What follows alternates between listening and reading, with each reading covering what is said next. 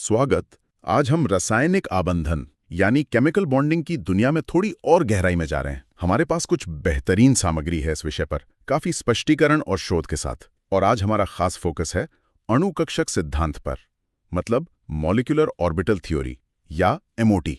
अब देखिए, पुरानी थ्योरीज हैं जैसे वैलेंस बॉन्ड थ्योरी, वो काफी कुछ बताती हैं, पर कुछ पहेलियां रह जाती हैं। जैसे ऑक्सीजन गैस O2, अगर आप उसे चुंबक के पास लाएं तो वो आकर्षित होती है, मतलब पैरामैग्नेटिक है। हाँ बिल्कुल। और वीबीटी ये समझा नहीं पाता। यहीं पर एमओटी आता है। तो चलिए आज इसी को थोड़ा खोलते हैं, समझते हैं। ये समझना वाकई दिलचस्प है कि अणु बनते कैसे हैं असल में, और इलेक्ट्रॉन उनमें कैसे बिहेव करते हैं। क्वांटम मैकेनिक्स का कमाल है ये। तो शुरू करते हैं।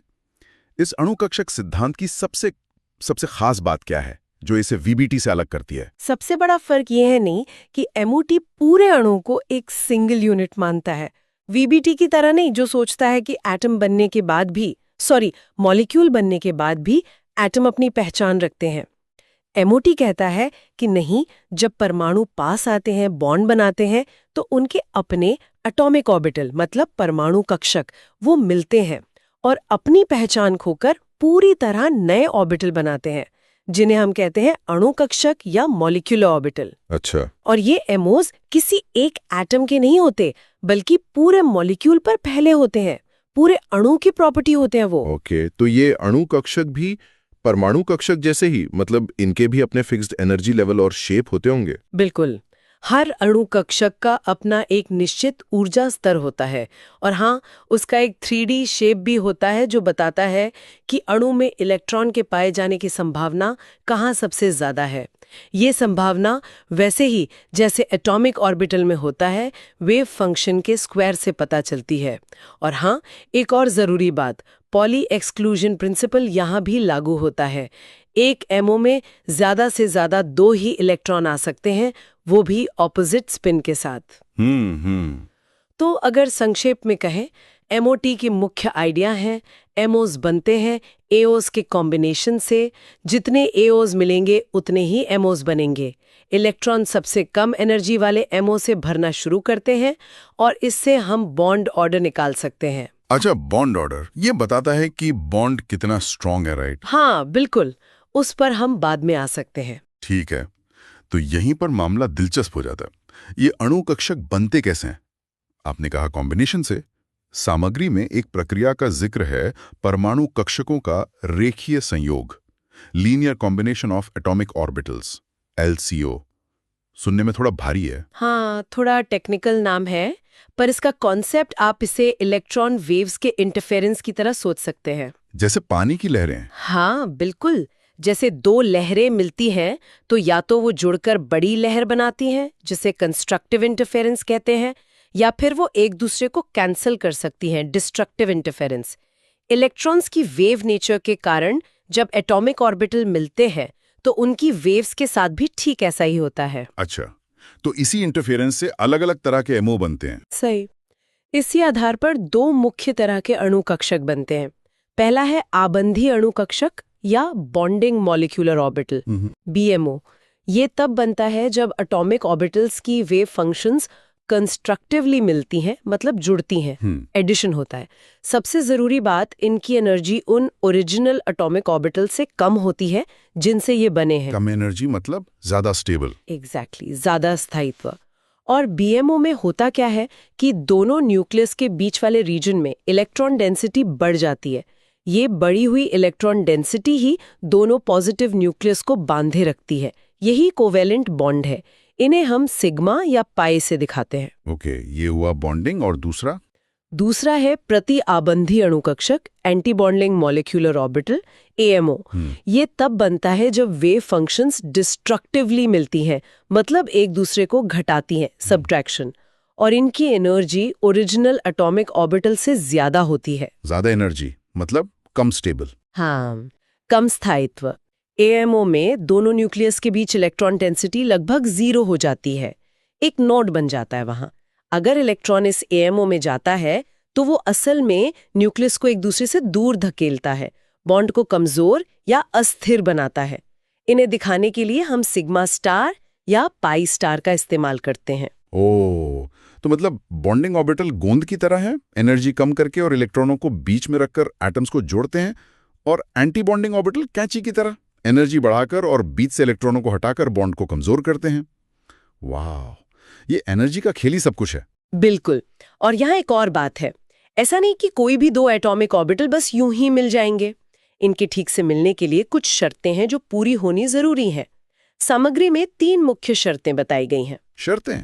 अच्छा। हाँ, पहली शर्त है तुलनीय ऊर्जाएं, मतलब कंपैरेबल एनर्जीज।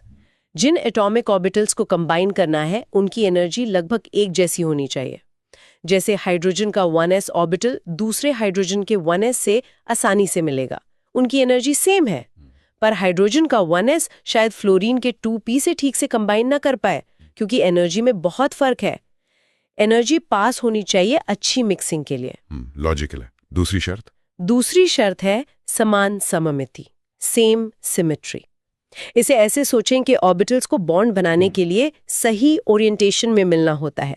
उनकी सिमेट्री मॉलिक्यूलर एक्सिस के हिसाब से मैच करनी चाहिए।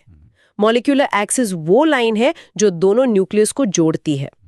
जैसे अगर हम z एक्सिस को मॉलिक्यूलर एक्सिस माने, तो एक एटम का s ऑर्बिटल दूसरे के s से या pz ऑर्बिटल से मिल सकता है, क्योंकि ये दोनों z एक्सिस के सिमेट्रिकल हैं। लेकिन s ऑर्बिटल px या py से नहीं मिल सकता, क्योंकि px और py की सिमेट्री अलग है, वो एक्सिस के परपेंडिकुलर है। अच्छा, मतलब उनका आकार और दिशा सही होनी चाहिए मिलने के लिए। ठीक है। और तीसरी शर्त है अधिकतम अतिव्यापन, मैक्सिमम ओवरलैप। ऑर्बिटल्स को सिर्फ मिलना ही काफी नहीं, उन्हें ज्यादा से ज्यादा एक दूसरे में ओवरलैप करना चाहिए। जितना ज्यादा ओवरलैप होगा, न्यूक्लियस के बीच इलेक्ट्रॉन डेंसिटी उतनी ही बढ़ेगी और बॉन्ड उतना ही मजबूत बनेगा। कम ओवरलैप मतलब कमजोर बॉन्ड। तो ये तो काफी सेलेक्टिव प्रोसेस है। सही एनर्जी, सही सिमेट्री और अच्छा खासा ओवरलैप, ये तीनों मिलेंगे तभी एक मजबूत स्टेबल बॉन्ड बनेगा, जैसे अणुओं की दुनिया की अपनी मैचमेकिंग शर्तें। हाँ, कुछ ऐसा ही समझ सकते हैं। ठीक है। तो जब ये शर्तें पूरी होती हैं और एटॉमिक ऑर्बिटल मिलते हैं, तो किस तरह के अणु कक्षक बनते हैं? आपने सिग्मा और पाई का जिक्र किया था। सामग्री भी यही बताती है कि सिंपल डायटोमिक मॉलिक्यूल्स में ये 2 मेन टाइप हैं। ये नाम उनके शेप पर बेस्ड है। बिल्कुल सही कहा आपने, ये नाम उनकी सिमेट्री पे आधारित है, मॉलिक्यूलर एक्सिस के रिलेटिव। पहला है सिग्मा अणु कक्षक। ये वो ऑर्बिटल होते हैं जो बॉन्ड एक्सिस के चारों ओर सिलिंड्रिकली सिमेट्रिकल होते हैं। मतलब अगर आप मॉलिक्यूल को उस एक्सिस पर घुमाएं तो ऑर्बिटल का अपीयरेंस नहीं बदलेगा। अच्छा, जैसे पाइप? हाँ, कुछ वैसा। ये आमतौर पर एटॉमिक ऑर्बिटल्स के हेड ऑन ओवरलैप से बनते हैं। जैसे 2 s ऑर्बिटल मिलें या 2 pz ऑर्बिटल मिलें, अगर z एक्सिस मॉलिक्यूलर एक्सिस है। ये मिलकर सिग्मा बॉन्डिंग और सिग्मा एंटी बॉन्डिंग कक्षक बनाते हैं। इनमें इलेक्ट्रॉन डेंसिटी सीधे दोनों न्यूक्लियस के बीच की लाइन पर कंसंट्रेटेड होती है। ओके, सीधा कनेक्शन। और पाई वाले? पाई अणु कक्षक जो हैं, वो बॉन्ड एक्सिस के चारों ओर सिमेट्रिकल नहीं होते। ये एटॉमिक ऑर्बिटल्स के साइडवेज या लैटरल ओवरलैप से बनते हैं। जैसे 2 px ऑर्बिटल मिले या 2 py ऑर्बिटल जो मॉलिक्यूलर एक्सिस के परपेंडिकुलर होते हैं। ये मिलकर पाई बॉन्डिंग, पाई और पाई एंटी बॉन्डिंग कक्षक बनाते हैं। पाई ऑर्बिटल्स में इलेक्ट्रॉन डेंसिटी बॉन्ड एक्सिस के ऊपर और नीचे 2 लोब्स में होती है। अच्छा, मतलब बीच में नहीं, ऊपर नीचे। हाँ, और एक खास बात, पाई ऑर्बिटल के ठीक बीच में न्यूक्लियस से गुजरने वाले प्लेन पर एक नोड होता है जहां इलेक्ट्रॉन डेंसिटी 0 होती है। तो सिग्मा बॉन्ड मतलब सीधा head on strong connection, electron density बीच में, और पाई बॉन्ड मतलब साइडवेज कनेक्शन, इलेक्ट्रॉन डेंसिटी ऊपर नीचे फैली हुई। ये फर्क जरूर मॉलिक्यूल के बिहेवियर पर असर डालता होगा। हाँ बिल्कुल, सिग्मा बॉन्ड अकेला बन सकता है और इसके चारों ओर मॉलिक्यूल के हिस्से घूम सकते हैं, रोटेट कर सकते हैं। लेकिन पाई बॉन्ड हमेशा सिग्मा बॉन्ड के साथ ही बनता है, जैसे डबल या ट्रिपल बॉन्ड में, और ये साइडवेज ओवरलैप रोटेशन को रोकता है। मॉलिक्यूल की स्ट्रक्चर ज्यादा रिजिड हो जाती है। ये मॉलिक्यूल के 3D शेप और उसकी रिएक्टिविटी के लिए बहुत इंपॉर्टेंट है। अच्छा, तो ये अलग अलग तरह के अणु कक्षक बन गए, सिग्मा सिग्मा पाई पाई। अब सवाल यह है कि अणु के इलेक्ट्रॉन इनमें कैसे भरते हैं? आपने शुरू में कहा था कि वो सबसे कम एनर्जी वाले से भरना शुरू करते हैं, तो इनका एनर्जी ऑर्डर क्या है? यहीं पर MOT की असली ताकत दिखती है और वो ऑक्सीजन वाली पहेली वो सुलझने लगती है। इन अणु कक्षकों का एनर्जी ऑर्डर जानना जरूरी है। और मजे की बात यह है कि ये ऑर्डर सभी डायटॉमिक मॉलिक्यूल्स के लिए एक जैसा नहीं होता। अच्छा, अलग अलग होता है। हाँ, खासकर जब हम सेकेंड पीरियड एलिमेंट्स Li से N तक के मॉलिक्यूल्स को देखते हैं। सामग्री दो मुख्य ऑर्डर बताती है। पहला, लिथियम से लेकर नाइट्रोजन तक इन मॉलिक्यूल्स के लिए 2s ऑर्बिटल से बने सिग्मा 2s और सिग्मा 2s के बाद एनर्जी का ऑर्डर होता है। पहले π2px और π2py ऑर्बिटल आते हैं। ये दोनों सेम एनर्जी के होते हैं।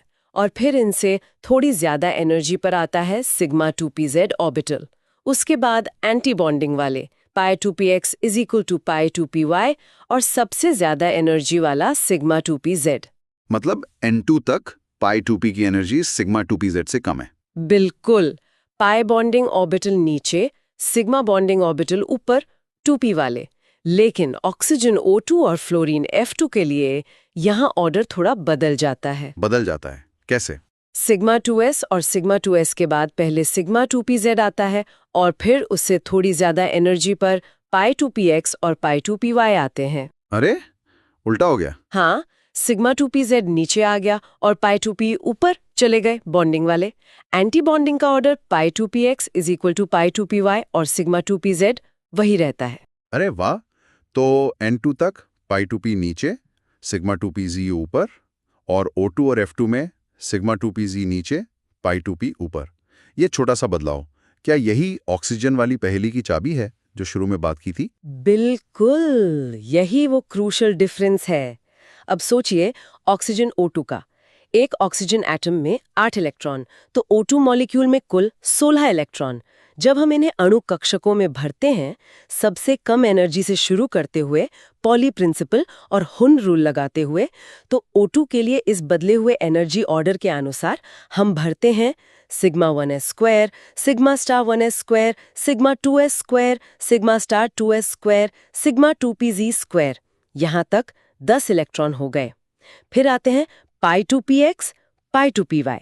इनमें 4 इलेक्ट्रॉन जाएंगे, तो π2px², π2py²। कुल 14 इलेक्ट्रॉन भर गए। हाँ, 14 हो गए। अब बचे 2 इलेक्ट्रॉन। अब बचे 2 इलेक्ट्रॉन। ये जाते हैं अगले एनर्जी लेवल पर, जो है π2px = π2py।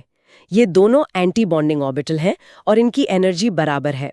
तो हुन के नियम के अनुसार ये दोनों इलेक्ट्रॉन अलग अलग ऑर्बिटल में एक एक करके जाएंगे और उनका स्पिन पैरेलल होगा, मतलब सेम डायरेक्शन में। अच्छा, तो O2 में 2 इलेक्ट्रॉन अकेले अकेले हैं अलग अलग पाई एंटी बॉन्डिंग ऑर्बिटल में और उनका स्पिन भी एक जैसा है।